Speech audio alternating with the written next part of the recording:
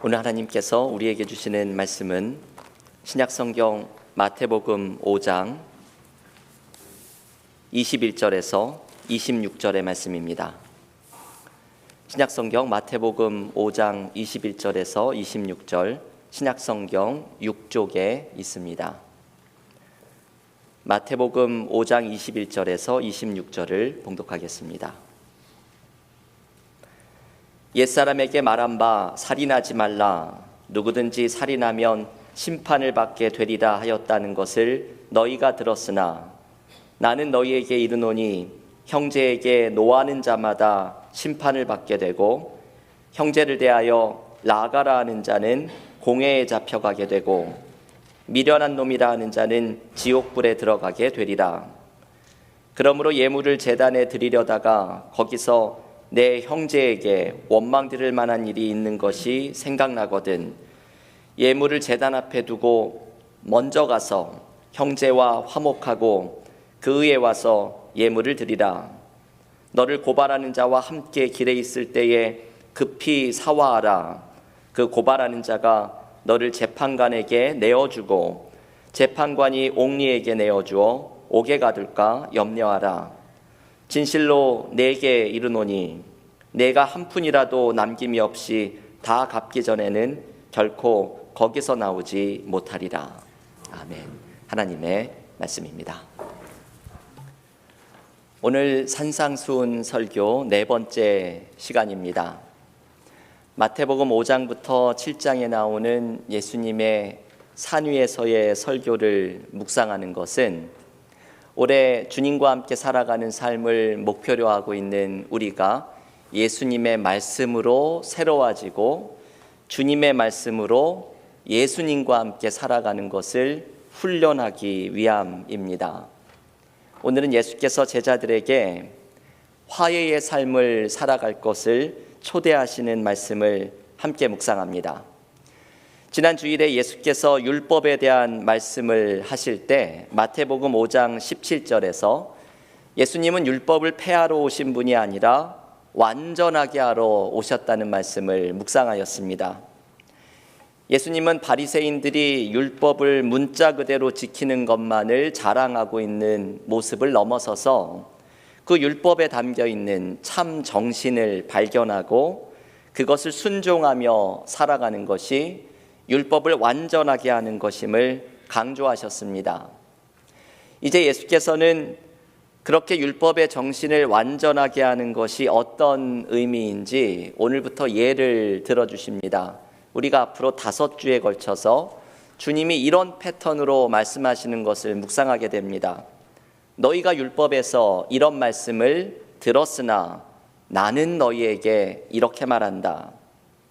주님의 이 말씀은 마치 율법을 좀 바리새인들의 염려처럼 폐하는 것처럼 느껴지지만 사실은 율법의 그 참 정신을 일깨워 주시면서 율법을 완전하게 하시는 말씀을 전해 주십니다.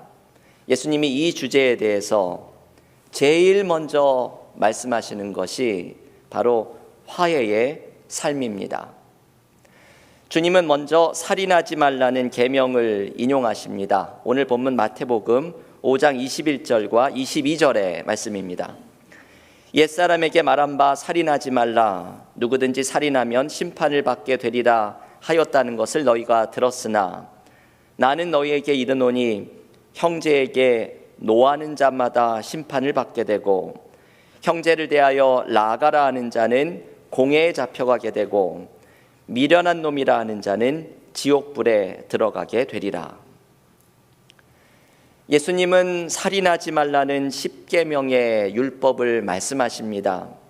그런데 이 율법을 단순히 누군가의 목숨을 빼앗는 행위를 의미하는 것만을 넘어서서 이 말씀에 담겨 있는 정신이 무엇인지를 알려주십니다. 그것은 단순히 육신의 목숨을 빼앗는 것만이 살인이 아니라 사람의 마음을 상하게 하고 그 사람의 정신을 죽이는 일 또한 무서운 것임을 알려주시는 것입니다. 지금 읽은 21절에서 예수님은 이웃에게 노하는 사람은 심판을 받는다고 말씀합니다. 누군가에게 내가 쏟아내는 화를 통해서 그 사람의 마음을 상하게 하는 것을 경계해야 된다는 말씀이지요.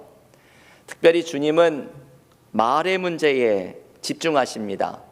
예수님께서 21절에서 라가라고 말하는 것을 경계하시는데, 이 라가는 일종의 욕설이지요.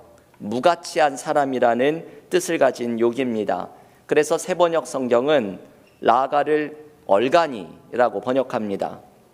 예수님은 누군가에게 욕을 하고 미련한 놈이라고 비난하는 것이 바로 타인의 생명을 빼앗는 살인과도 같다고 말씀합니다. 주님은 단순히 육신의 생명을 빼앗는 것만이 살인이 아니라 다른 사람의 마음을 상하게 하고 그 영혼을 죽이는 일 또한 살인이라고 말씀하시는 것이지요. 여러분, 우리는 살아가면서 이런 경험을 할 때가 많이 있습니다. 다른 사람을 향한 분노가 날카로운 비수로 변하고 원망하는 마음이 타인의 폐부를 찌르는 말이 되어서 날아갑니다. 우리는 말로 상대방의 가슴에 비수를 꼽습니다. 때로는 주의하지 않고 생각 없이 하는 말이 나도 알지 못하는 사람의 사이에 다른 사람의 마음에 깊은 상처를 입히기도 합니다. 우리가 입에서 나오는 말이 문자 그대로 다른 사람을 죽이는 말이 될 수 있는 것이죠. 우리의 말은 다른 사람을 죽이는 말이 아니라 살리는 말이 되어야 합니다. 어떤 목사님이 40년을 은혜롭게 목회를 하셨습니다. 후배 목사님들이 어느 날 찾아와서 어떻게 그렇게 40년 동안 교회가 평안할 수 있었는지 비결을 물었더니 이분이 어디 저 깊은 곳에서 노트 한 권을 꺼냈습니다. 그 노트에는 제목이 이렇게 적혀 있었죠. 교인 불평록. 이 목사님은 교인들이 자기를 찾아와서 교인에 대해서, 다른 교인에 대해서 불평을 하면 잠시만 기다리세요 하고 이 교인 불평록을 펴서, 자, 지금부터 말씀하시는 내용을 다 적겠습니다.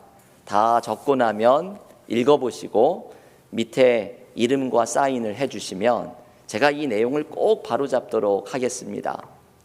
이 목사님이 이렇게 이야기를 하면 대부분 교인들이 당황해서, 아니 목사님 뭐 그렇게까지 하실 필요야, 이러면서 그만 자리를 물러갔다고 합니다. 그래서 교회가 40년 동안 평안했다는 것이죠. 이 목사님은 참 지혜로운 분입니다. 교인들의 불평을 모두 들어주면서도 동시에 이것이 다른 사람을 상처 주는 말로 나아가지 않도록 지혜롭게 안내한 분입니다. 우리의 미움과 원망이 담긴 말은 다른 사람을 죽이는 말이 되지만, 다른 사람을 격려하고 사랑하는 말은 다른 사람을 살리는 말이 됩니다. 우리는 다른 사람을 살리는 말을 해야 합니다. 가정에서 혹시 아내가 새 옷을 사서 입고 나 어때? 물어볼 때, 남편이 며칠 동안 반짝 운동하고 내 몸 어때? 하고 물어볼 때, 너무 현실적인 이야기를 들려주는 것보다도 뭔가 목회적인 차원으로 접근해서 이야기를 해야 합니다. 이게 살리는 말을 하는 것이죠. 어떤 책에서 읽었는데 가정이 행복해지는 방법은 미사고, 이 말만 하면 된다고 합니다. 미안해, 사랑해, 고마워, 이것을 줄여서 미사고이죠. 남편과 아내 사이에서, 부모와 자식 사이에서 미안해, 사랑해, 고마워, 이것을 말하면 가정이 살아난다는 것이죠. 오늘 집에 한번 돌아가셔서 이것을 실천을 해보십시오. 무언가 마음이 상하는 일이 있을 때에도 미사고를 말할 수 있으면 가정이 화목해지는 것을 경험하게 될 것입니다. 여러분, 예수께서는 우리가 화해하는 삶, 화목하는 삶을 살아가기를 원하십니다. 생명을 살리는 율법을 실천하라고 말씀하십니다. 그 방법 가운데 하나는 사람을 살리는 말을 하는 것입니다. 우리의 말이 사랑을 담은 말, 다른 사람을 살리는 말을 하면서 우리의 가정과 공동체에서 화목하게 되는 은혜를 풍성히 경험하기를 기원합니다. 화해의 삶에 대한 주님의 두 번째 말씀은 묶여진 관계를 풀어내라는 말씀입니다. 오늘 본문 마태복음 5장 23절과 24절에서 주님이 이렇게 말씀하시죠. 여러분, 이 말씀 한 목소리로 읽어볼 텐데요. 주보 앞에도 있는 요절의 말씀, 마태복음 5장 23절 24절 함께 읽겠습니다. 그러므로 예물을 제단에 드리려다가 거기서 내 형제에게 원망 들을 만한 일이 있는 것이 생각나거든 예물을 제단 앞에 두고 먼저 가서 형제와 화목하고 그 후에 와서 예물을 드리라. 아멘. 예수님은 누군가 성전에 들어가서 예배를 드리려다가 누군가와 풀어내지 못한 일이 생각이 나거든 그 사람에게 먼저 가서 화해를 하고 그 다음에 예물을 드리라고 말씀을 합니다. 톰 라이시라고 하는 신약성서 학자는 예수님의 이 말씀을 듣고 있었던 당시의 사람들은 아마 속으로 웃고 있는 사람들이 있었을지 모른다고 말합니다.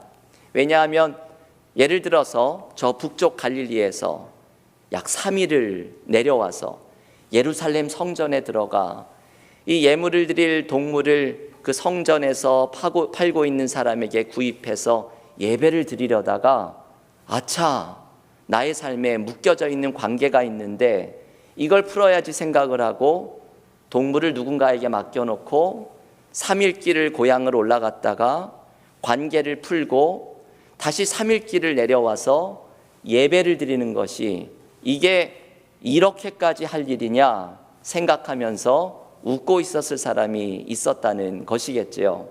그런데 주님께서는 이렇게 말씀하십니다. 이게 이렇게까지 할 일이다. 이게 주님의 포인트이지요. 예수님은 마태복음 18장 18절에서 중요한 말씀을 하십니다. 진실로 너희에게 이르노니 무엇이든지 너희가 땅에서 매면 하늘에서도 매일 것이요 무엇이든지 땅에서 풀면 하늘에서도 풀리리라. 예수님은 엄청난 말씀을 여기에서 전해주십니다. 교회 안에서 무엇이든지 땅에서 매면 하늘에서도 매이고 땅에서 풀면 하늘에서도 풀릴 것이라고 말씀합니다. 이것은 용서에 대한 실천을 가르쳐 주시는 말씀입니다. 우리가 땅에서 누군가의 불편한 관계가 된 묶임을 풀어내는 용서를 실천하면 하늘에서도 모든 묶임이 풀릴 것이라고 말씀합니다. 교회는 이렇게 묶임을 풀어내는 용서의 공동체가 되어야 한다고 주님은 말씀합니다. 여러분, 우리는 어떻게 용서를 실천할 수 있을까요? 그 방법은 내가 받은 용서를 먼저 떠올리는 것입니다.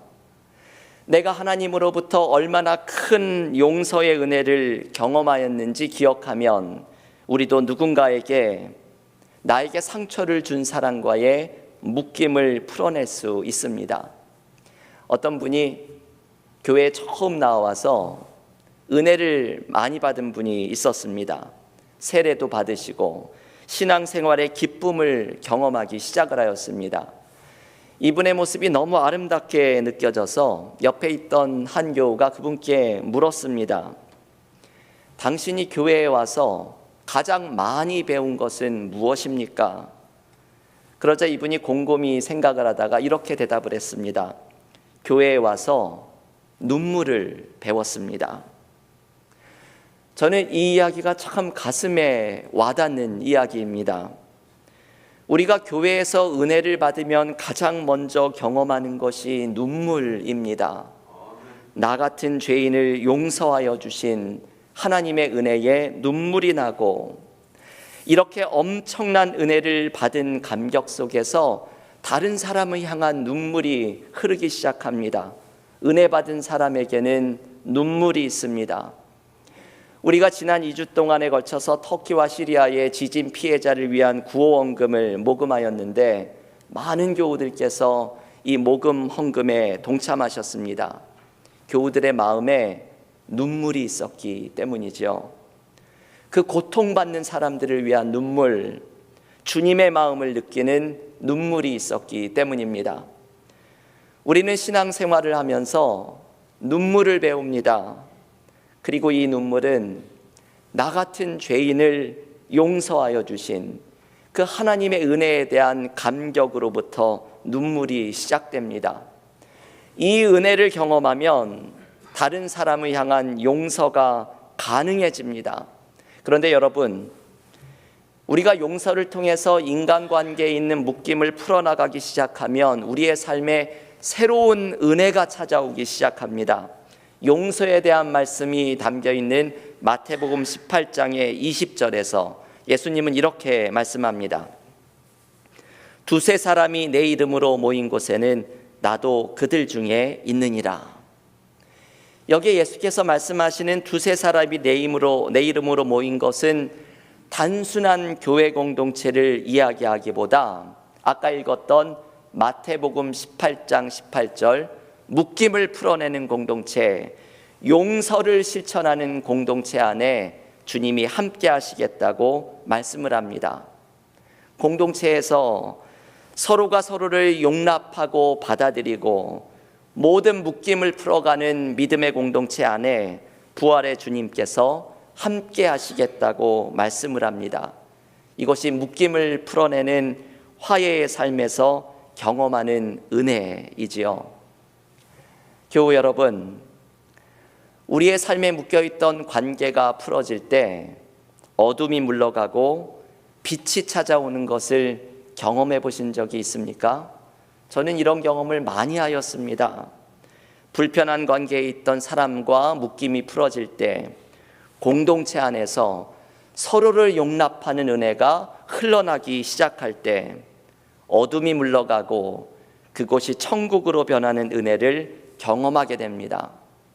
우리의 삶에서 용서를 통해서 묶여있는 삶의 관계를 풀어내는 순간 우리의 삶은 어둠이 물러가고 빛이 찾아오는 은혜를 경험합니다.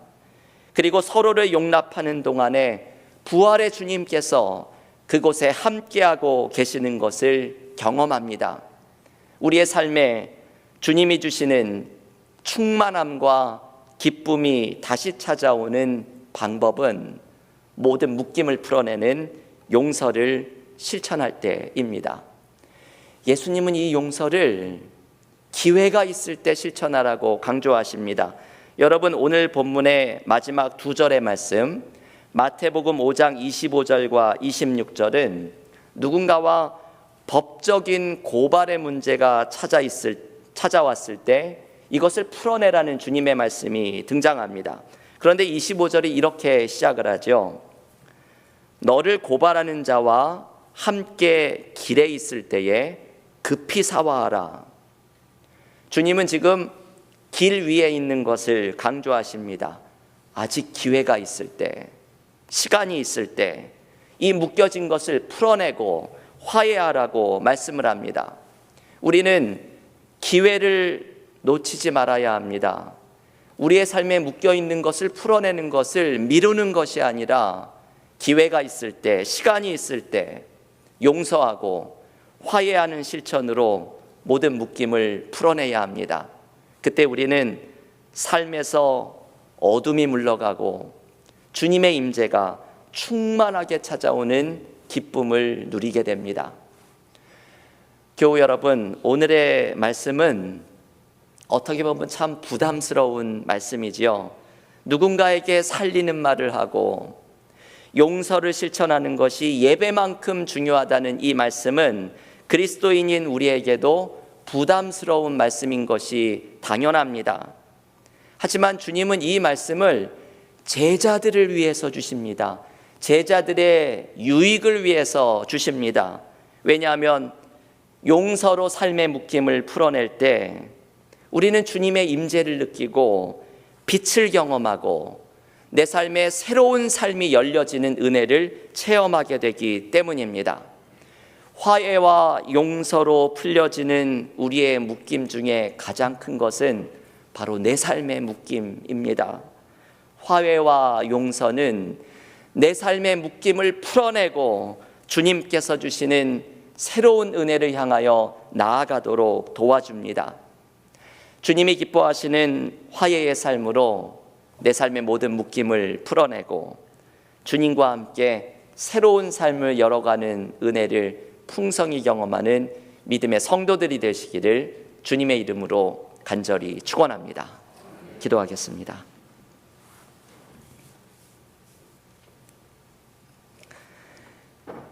하나님 감사합니다. 예수님의 산상설교에 화해의 삶에 관한 말씀을 묵상하면서 우리의 삶에서도 모든 묶임을 풀어내는 은혜를 경험하기를 원합니다. 우리의 삶에 누군가에게 용서를 구해야 할 일, 누군가를 용서해 주어야 할 일, 삶의 관계 속에 묶여있는 이 묶임을 풀어낼 때에 우리의 삶에 주님의 임재를 경험하고 예수께서 주시는 새로운 은혜와 충만함이 찾아오게 될 줄을 믿습니다. 오늘 예수님의 말씀을 붙들고서 화해의 삶, 모든 묶임을 풀어내는 삶이 우리의 삶에 드러나게 하여 주시사 주님께서 내려주시는 새로운 삶을 향한 은혜가 우리의 삶에 펼쳐지는 은혜를 경험하게 하여 주시옵소서. 예수님의 이름으로 기도하옵나이다. 아멘. 다 함께 새 찬송가 218장 함께 찬양하겠습니다.